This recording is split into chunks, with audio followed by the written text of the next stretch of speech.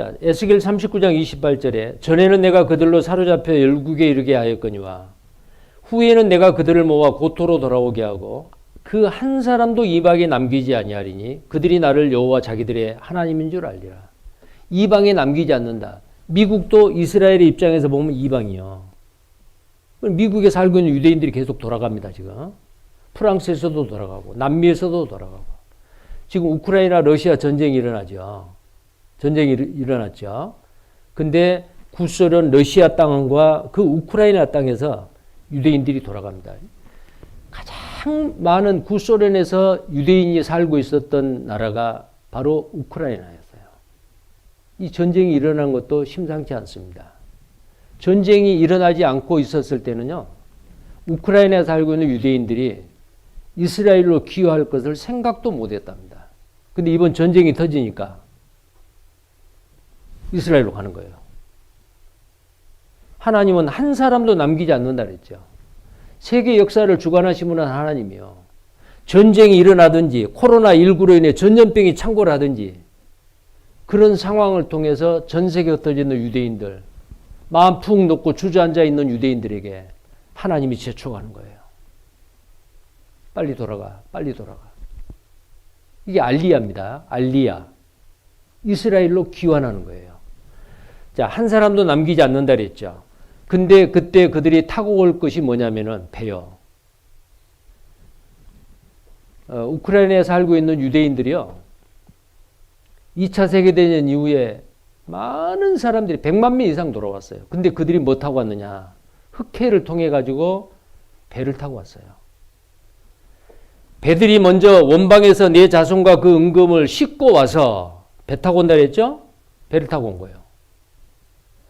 그리고 또 하나의 교통수단은 비둘기가 구름같이 비둘기가 보금자리로 날아오는 것 같이 여기 같이 그랬죠. 비유예요 이게. 구름이 둥둥 떠 있죠. 비둘기가 나르지요. 이와 같이 사람들이 무엇인가를 타고 날아서 오는 거예요. 2700년 전에 이사야 선지자가 비행기라는 단어도 없어요. 이렇게 표현할 수밖에 없는 거예요. 저 구름같이 비둘기가 그 보금자리로 날아온 같이 날아온 자들이 누구냐? 자, 지금 이스라엘의 텔아비브 벤구리온 공항에는 하루도 쉼 없이 전 세계 있는 유대인들을 계속 실어 나르고 있습니다. 자, 여기 한번 보시죠. 코로나 바이러스로 인하여 알리아 이민자 수가 약간 감소했던 2020년에 비하여 2021년 약 30% 증가한 27,057명의 유대인이 바로 그들의 지배인 이스라엘에 도착하였습니다. 특별히 미국에서 약 4,000명의 이민자가 이스라엘로 이주했으며 이는 1973년 이후 가장 높은 수치이자 지난해보다 30% 증가한 숫자입니다. 또한 프랑스에서 지난해에 비하여 40%가 증가한 수치로 지난 4년 중 가장 높은 수인 3,500명의 유대인이 이스라엘로 이주했습니다. Je ressens comme une vraie chance, une chance exceptionnelle, voilà. 이외에도 러시아, 남아프리카 공화국, 아르헨티나 등 다양한 국가에서 이스라엘로 알리하였습니다. 지난 2020년과 2021년에 시행된 2,000명 에티오피아 유대인 공수작전인 주르 작전에 이어서 이스라엘 정부는 작년 11월 28일 수천 명의 에티오피아 유대인의 입국 계획을 승인하였습니다. 이스라엘 내에서도 약 3,200명의 추가적인 이민자들의 수용을 위하여 새로운 정착청 건물을 찾고 준비하고 있으며 And for the next 5 months, I will manage this absorption center until it will be ready for the 러시아와 우크라이나의 전쟁의 결과로 2014년부터 2018년까지 약 3만 명의 우크라이나 유대인 이민자들이 이스라엘로 이주하였습니다. 우크라이나에 사는 약 15만에서 20만 명의 유대인 공동체에도 적지 않은 피해가 우려됩니다. 이에 이스라엘 주이시 에이전시는 2022년에만 최소 2,000명 이상의 우크라이나계 유대인이 이스라엘로 돌아올 것을 준비하고 있습니다. 작년까지는 세계 각국에서 일부 알리아 전용기로 대규모 인원이 이주하는 사례가 있었지만 점차 코로나와 전쟁 등의 각종 내부적인 변수로 인하여 대규모 이동이 어려워지고 일반 정규 항공편을 통한 소그룹 이민이 주된 알리아의 모습이 되어가고 있습니다. 자, 여기 보면은 작년 한 해 동안의 국가별로 이스라엘 땅의 알리야, 귀환한 그 유대인들이 약 28,100명입니다. 근데 그 중에서 제일 많은 데가 구소련이요. 12,897명이 왔습니다. 이 중에서 우크라이나에서 최고로 많았어요. 근데 우크라이나에서 잘 사는 사람, 그들은 그 우크라이나에서 1000년 동안 살았어요. 조상 대대로 1000년을 살았기 때문에 고향을 뜬다는 게 쉽게 내키질 않잖아요. 근데 그러면 성경이 안 이루어지죠. 근데 러시아가 침공했어요. 자, 이 전쟁을 통해서 여기 한번 보십시오. 우크라이나 유대인 인구가 1897년에는 193만 명이었습니다. 근데 2차 세계대전 때 약 260만 명이 살았는데 독일의 히틀러가 이 우크라이나 땅에서 160만 명을 죽여버렸어요. 홀로코스트 희생자 600만 명 중에 160만 명이 우크라이나에서 사망을 했습니다. 자, 그런데 이제 개방이 되고 난 다음에 구소련이 무너지고 15개 독립국가로 됐죠. 그래서 1991년에서 2011년까지 이스라엘로 귀화한 우크라이나 유대인들이 100만 명이었어요. 약 100만 명의 유대인이 오데사 항구를 통해서 배를 타고 흑해를 통해 지중해 연안으로 배 타고 왔어요. 성경에 배 타고 올 거 예언돼 있죠. 자, 이들이 배를 타고 온 겁니다. 오데사 항구에서. 근데 지금 남겨져 있는 전쟁 중에 있는 그 우크라이나 나라에 유대인이 몇 명 정도 되냐면 약 20만 명이 거주하고 있습니다.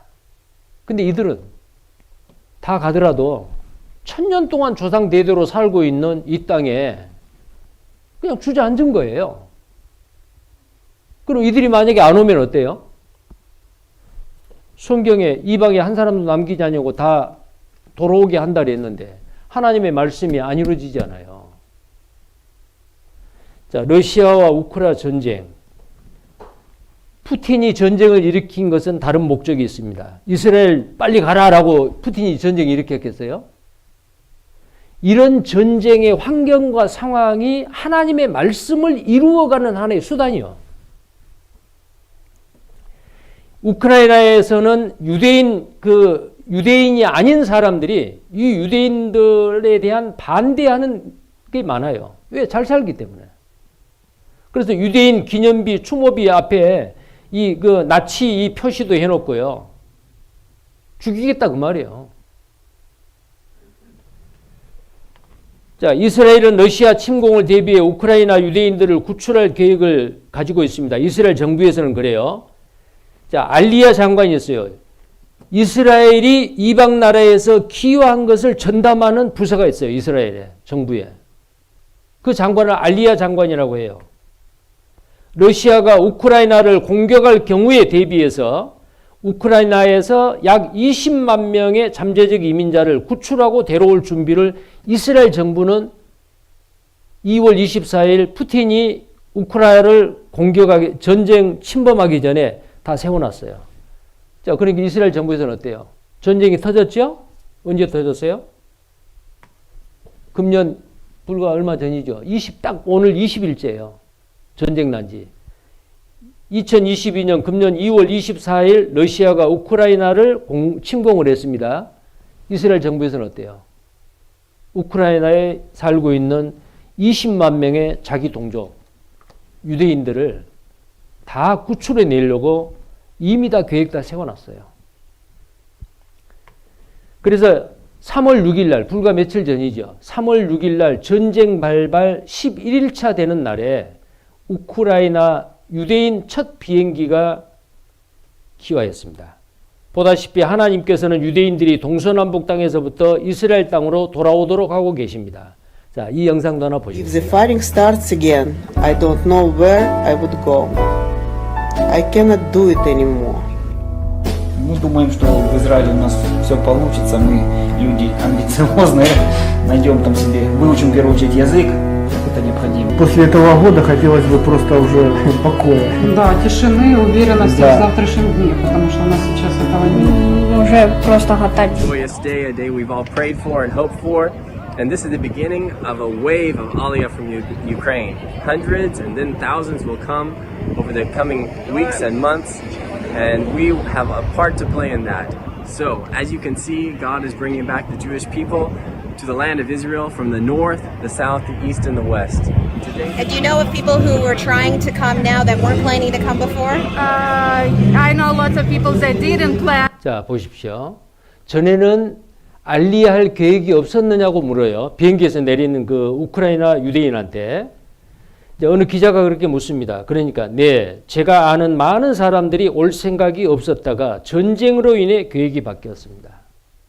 그러니까 이 전쟁이 왜 일어났는지 성경적인 관점에서 보면은 하나님의 말씀을 이루기 위한 하나의 환경이 만들어진 거예요.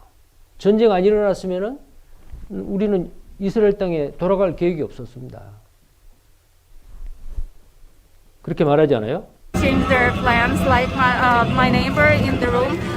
So it happened to her. So it happened with lots of Jews. They didn't plan to come, but they're here, and that's good in some way. And luckily, they're saved.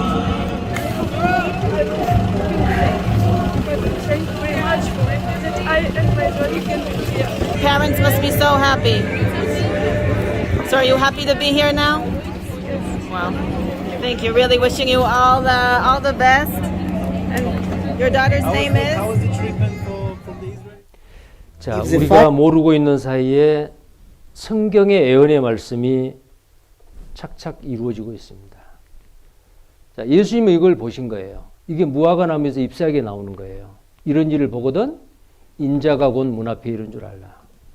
자, 예수님이 재림하실 날이 우리 시대인 건 틀림없어요. 이 세대가 지나가기 전에 이 일이 다 이루리라. 천지는 없어지겠으나 내 말은 없어지지 아니하리라. 이 세대가 지나가기 전이요. 무화과 나무에서 잎사귀가 나오는 것을 보던 사람들이 다 죽기 전에 이스라엘이 회복되는 것을 우리는 보지 않아요.